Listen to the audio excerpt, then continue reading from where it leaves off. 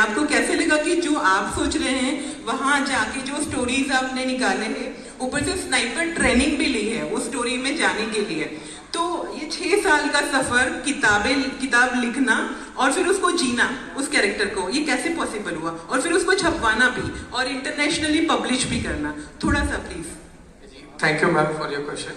First of all, I would like to thank Mr. Praveen Sharma for allowing me to speak about my story and my book here. And आज से 6 साल पहले मैं news देख रहा था और एक बच्चे की तस्वीर आई जिसमें वो टूटे हुए मकान पे खड़ा हुआ था और खून से लथपथ, सीमेंट की धूल से लथपथ, तो मेरी आत्मा झकझोर दी उस दृश्य ने और मैंने डिसीजन लिया कि दुनिया जानती नहीं इन बच्चों की बेजुबान कहानियों को। मैंने सोचा कि अब इनकी कहानी मुझे करनी है। हम एक पार्टी के बाद का कचरा साफ करने में इतना आलस कर जाते हैं, सोचिए युद्ध में टूटे हुए मकान और जमीन से खून कैसे साफ होता होगा। फिर मैंने सोचा कि कैसे कहानी बनाई जाए। मैंने स्नाइपर ट्रेनिंग ली मिलिट्री टैक्टिक्स को समझने के लिए, और जब आपके हाथ में एक बंदूक रहती है तो आप अपने आप को इतना ताकतवर समझते हैं और which makes it easier to kill people. I wanted to change that. I want to set the narrative that peace is an option. And then I wrote a story about the true events of Gaza, which happened in 2014, a war named as Operation Protective Edge.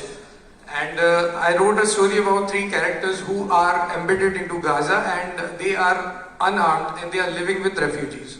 So I tried to put everything that I could forward about war and what happens in the war, even the economic aspects, even the minds of refugees, even the minds of militants there and what is happening, the economic strategies, how money is distributed in war, how food is distributed in war, and of course the war, the battlegrounds, the action, everything that needs to be done. The last thing I would like to say about the book is that I have put all kinds of knowledge in the book, all kinds of philosophies in the book for you to form your own opinion. I have explained all the history behind this conflict of Israel and Palestine, and I have also tried to put all the real things that go around there. I have brought data from CIA which were about the World War II. Hiroshima और Nagasaki की atomic bombing के पहले जो final decision लिए गए हैं वो कैसे लिए गए हैं, क्या सोचने और क्या इवेंट्स के बाद लिए गए, अभी तक पब्लिकली नहीं बताया गया था। इस बुक में आपको जरूर मिलेंगे। I would really request you all to buy this book and read it so we can write another one for you and it will change you as a person, I promise that. Thank you so much.